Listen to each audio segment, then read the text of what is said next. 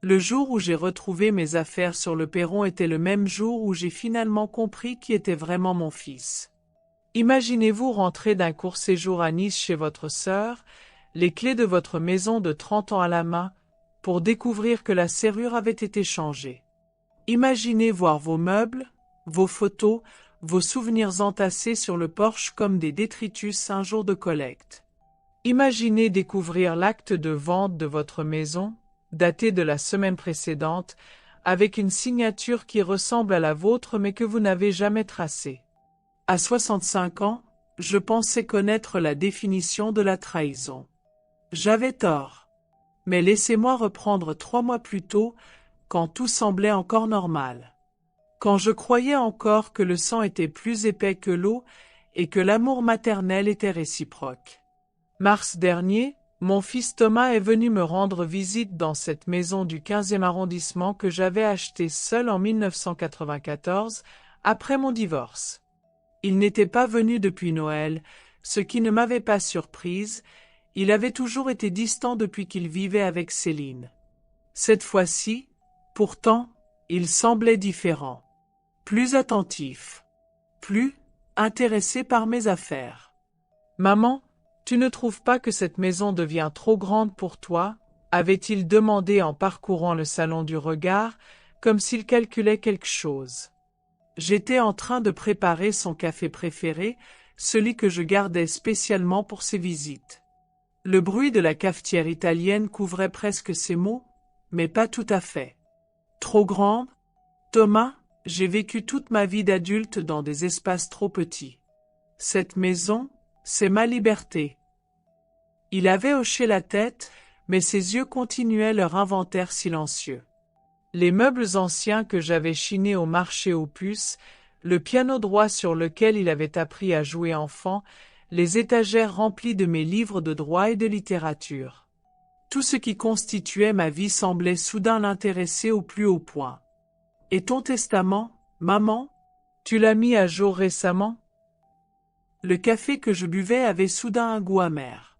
Pas le café lui-même, j'avais toujours su préparer un excellent café, mais quelque chose d'autre, quelque chose que je n'arrivais pas encore à nommer. « Pourquoi cette question, mon chéri? » « Oh, tu sais, Céline travaille dans l'immobilier maintenant. Elle dit que beaucoup de gens de ton âge ont des problèmes avec leurs héritages parce que les papiers ne sont pas en ordre. » Céline, sa petite amie depuis 3 ans, celle qui ne m'avait jamais regardé dans les yeux lors de nos rares rencontres. Celle qui trouvait toujours une excuse pour écourter leur visite.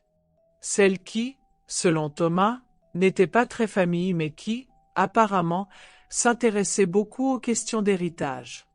Mes papiers sont parfaitement en ordre, Thomas. J'ai été souscriptrice juridique pendant 40 ans. Je sais comment gérer mes affaires. Il avait souri, mais ce sourire ne ressemblait pas à ceux de son enfance. Celui-ci était calculé, presque condescendant. Bien sûr, maman. Mais tu sais, les choses changent. Les lois évoluent. Il serait peut-être sage de faire réviser tout ça par un professionnel. Un professionnel.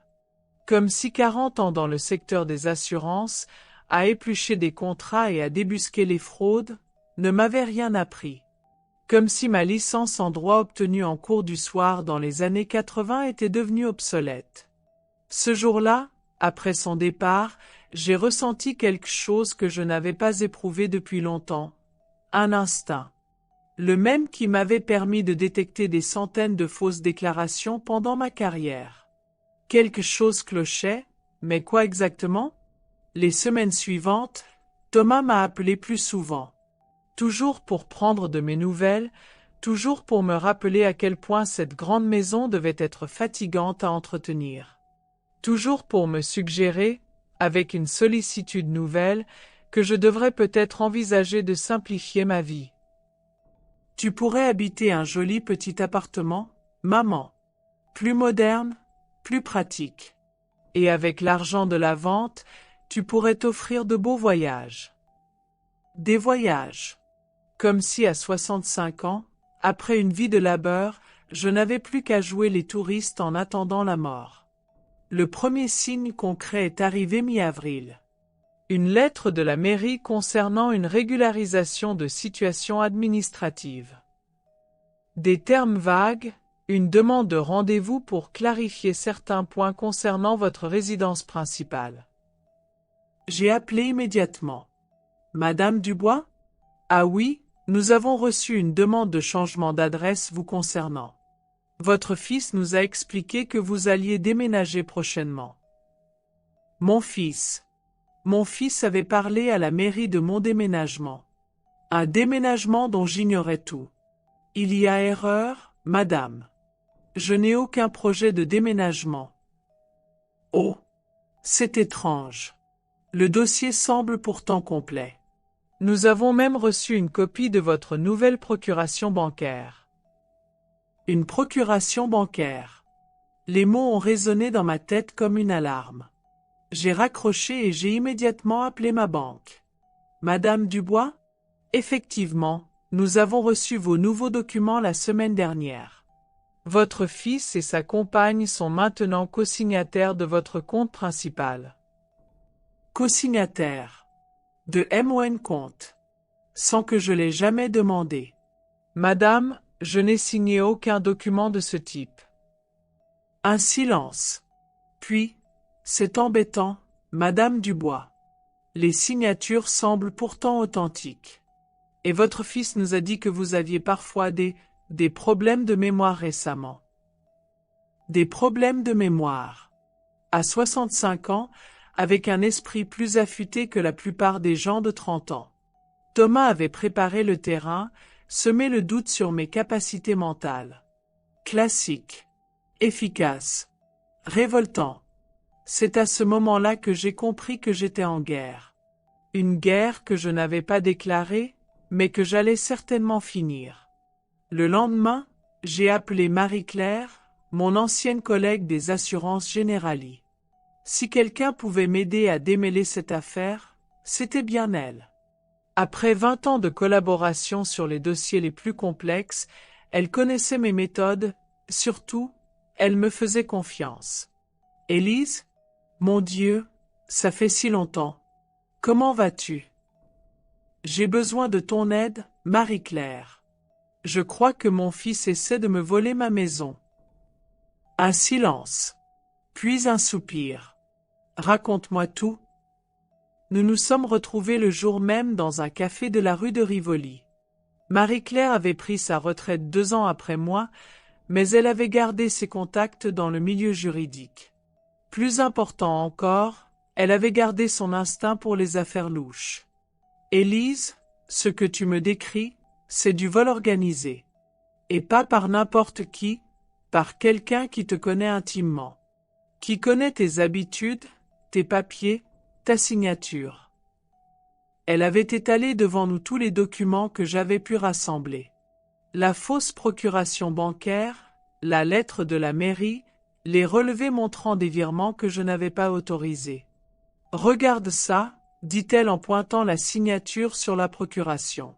« C'est très bien imité, mais regarde le « E » de ton prénom. Tu fais toujours cette petite boucle caractéristique en haut. Là, elle est absente. 40 ans d'expérience dans la détection de fraude, ça ne se perd pas. Marie-Claire avait raison, la signature était fausse, mais suffisamment bien imitée pour tromper un employé de banque pressé. Il nous faut un avocat, Élise. Pas n'importe lequel. Quelqu'un qui connaît ce type d'affaires. Tu as quelqu'un en tête? Elle a souri. Le même sourire qu'elle avait quand nous étions sur le point de coincer un fraudeur particulièrement retors. Maître Delacroix. Il s'occupe spécialement des affaires d'abus de confiance familiale. Il a une réputation, disons, peu conventionnelle. Mais il gagne. Maître Delacroix s'est avéré être un homme d'une 50aine d'années, au cabinet décidément atypique. Pas de secrétaire guindé, pas de décorum impressionnant. Juste un bureau fonctionnel et un homme qui allait droit au but. Madame Dubois, votre fils et sa compagne ont orchestré ce qu'on appelle techniquement un détournement d'héritage par anticipation. C'est plus fréquent qu'on ne le croit, Et c'est parfaitement illégal. Il a étudié mes documents avec l'attention d'un horloger examinant une montre de précision. Le problème, c'est qu'ils ont été malins. Ils ont procédé par étapes, établi un historique de votre soi-disant déclin mental, préparé les institutions à accepter leur version des faits. Que puis-je faire? Nous allons les battre à leur propre jeu. Méthodiquement. Légalement. Et de manière à ce qu'ils ne puissent plus jamais recommencer. Les 3 semaines suivantes ont été les plus intenses de ma vie depuis mon divorce. Avec l'aide de Marie-Claire et de Maître Delacroix, j'ai monté un dossier d'une précision chirurgicale. Nous avons d'abord établi ma parfaite santé mentale par un examen psychiatrique complet. Puis nous avons fait analyser toutes les signatures suspectes par un expert graphologue. Enfin, nous avons reconstitué la chronologie exacte des manœuvres frauduleuses. Ce qui m'a le plus frappé, c'est la préméditation. Thomas n'avait pas agi sur un coup de tête. Ses questions sur mon testament, ses suggestions répétées concernant la vente de la maison, ses insinuations sur mes prétendus problèmes de mémoire, tout avait été calculé. Pendant des mois, il avait préparé le terrain pour me dépouiller. Mais Thomas avait fait une erreur. Une seule, mais capitale, il m'avait sous-estimé. Pendant qu'il pensait manipuler une vieille dame isolée, j'avais méthodiquement photographié tous mes documents importants, enregistré nos conversations téléphoniques, parfaitement légales en France quand on est partie prenante, et surtout, j'avais gardé tous mes réflexes professionnels intacts. Le jour où je suis rentrée de Nice pour découvrir mes affaires sur le porche, j'étais prête. Mais d'abord, il fallait que je vive ce moment, que je ressente pleinement l'ampleur de la trahison. Mes livres étaient entassés dans des cartons détrempés par la pluie matinale. Mes photos de famille, y compris celles de Thomas enfant, étaient éparpillées sur le sol mouillé. Mon piano était là, couvert d'une bâche en plastique, comme un animal blessé qu'on aurait abandonné. J'ai sonné à ma porte. C'est Céline qui a ouvert, avec un sourire que je n'oublierai jamais. Un sourire de propriétaire. Un sourire de victoire. Oh, Élise, vous êtes déjà rentrée? Thomas n'est pas là, il est parti faire des courses pour la maison. La maison. Plus est ma maison. La maison. Céline, que signifie tout ceci? Oh, vous ne savez pas? Thomas ne vous a pas expliqué? Nous avons finalisé la vente la semaine dernière. Les nouveaux propriétaires prennent possession aujourd'hui. Nous avons pensé qu'il valait mieux emballer vos affaires pendant votre absence pour vous éviter le stress du déménagement. Le stress du déménagement. Comme si c'était un service qu'il me rendait. Et où suis-je censé habiter? Oh, ne vous inquiétez pas. Thomas a trouvé un très joli studio dans une résidence pour seniors à Vincennes. C'est tout meublé, très pratique. Plus besoin de vous occuper de l'entretien d'une grande maison.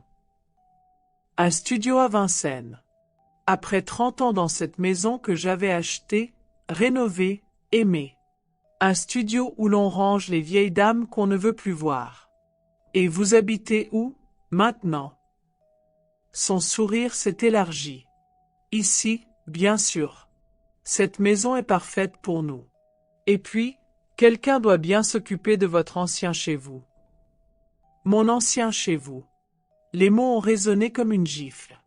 C'est à ce moment-là que j'ai sorti mon téléphone et que j'ai appelé Maître Delacroix. Maître? C'est Élise Dubois. Il est temps de passer à l'action. Ce qui s'est passé ensuite relève de la symphonie juridique. En l'espace de 4 heures, Maître Delacroix avait obtenu une ordonnance de référé suspendant la vente, assigné Thomas et Céline devant le tribunal correctionnel pour faux et usage de faux, et fait apposer les scellés sur la maison. Quand Thomas est rentré de ses courses, il a trouvé la police chez lui, chez moi, et un huissier en train de dresser l'inventaire des biens. Son visage, quand il m'a vu, debout sur le seuil de ma maison, a valu tous les moments difficiles des semaines précédentes. La surprise d'abord, puis la peur, Enfin, quelque chose qui ressemblait presque à du respect. Maman, je peux t'expliquer? Oh, Thomas. Tu vas avoir tout le temps de t'expliquer. Devant le juge. Ce soir-là, j'ai dormi dans ma propre maison pour la première fois depuis mon retour de Nice. Dans mon lit, dans ma chambre, entouré de mes affaires que les policiers avaient aidé à remettre en place. Le procès a eu lieu 6 mois plus tard. Thomas et Céline ont été condamnés respectivement à 18 mois et 2 ans de prison avec sursis, plus des dommages et intérêts considérables. Mais ce n'est pas ça qui m'a donné le plus de satisfaction. Le plus satisfaisant, c'est le moment où, dans le couloir du tribunal, Thomas s'est approché de moi. « Maman, je suis désolé. J'ai eu peur que tu ne me laisses rien. » « Tu avais peur que je ne te laisse rien, alors tu as décidé de tout prendre de mon vivant. » Céline disait que c'était normal, que toutes les familles faisaient ça, que les vieux ne se rendaient pas compte. Les vieux. À 65 ans, j'étais devenu les vieux aux yeux de mon propre fils. Thomas, tu as choisi le confort plutôt que le courage. Tu as choisi la facilité plutôt que l'honnêteté. Et surtout, tu as choisi une femme que tu connais depuis 3 ans plutôt que la mère qui t'a élevé seule pendant 20 ans. Il a baissé les yeux. Pour la première fois depuis longtemps, il ressemblait au petit garçon qu'il avait été. « Est-ce que tu peux me pardonner? » J'ai regardé cet homme de 38 ans qui était mon fils, et j'ai compris que la famille que j'avais cru avoir n'avait jamais vraiment existé.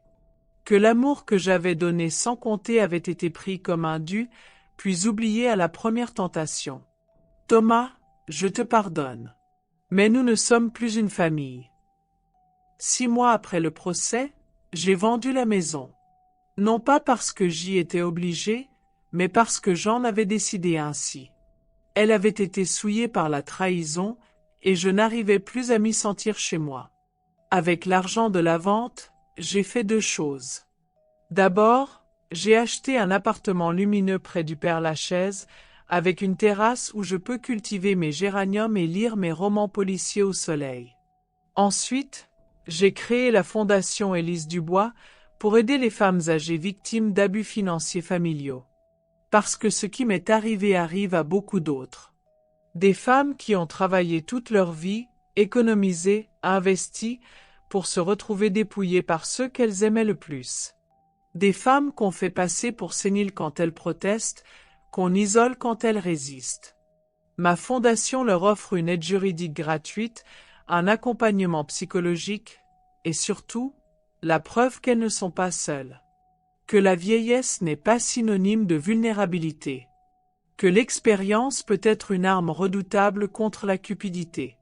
Thomas m'envoie une carte de vœux chaque année. Je les lis, puis je les jette. Pas par méchanceté, mais parce que certaines blessures ne guérissent pas. Certaines trahisons changent à jamais la nature des relations. Céline a quitté Thomas 6 mois après le procès. Apparemment, un homme condamné pour escroquerie et sans le sou n'était plus aussi séduisant. Elle a refait sa vie avec un autre homme, plus âgé, plus fortuné. Thomas vit maintenant seul dans un petit appartement de banlieue et travaille comme comptable dans une entreprise de taille moyenne. Parfois, je me demande s'il regrette vraiment ou s'il regrette seulement d'avoir été pris. Aujourd'hui, à 67 ans, je me lève chaque matin dans MON appartement avec MUS à faire disposer comme je l'entends. Je bois mon café en lisant les journaux sur ma terrasse. Je reçois les femmes que ma fondation aide et je vois dans leurs yeux la même détermination que celle qui m'a animé il y a 2 ans. La semaine dernière, une femme de 72 ans est venue me voir. Son fils et sa belle-fille avaient vidé son compte en banque en prétextant des frais médicaux imaginaires. Elle tremblait en me racontant son histoire, persuadée que personne ne la croirait. « Madame, lui ai-je dit, vous avez eu raison de venir. Et vous allez gagner. Parce que c'est ça, la vraie victoire. Pas la condamnation de Thomas et Céline. Pas la récupération de ma maison. Pas même l'argent des dommages et intérêts. La vraie victoire, c'est d'avoir transformé ma colère en action, ma douleur en force, ma solitude en solidarité.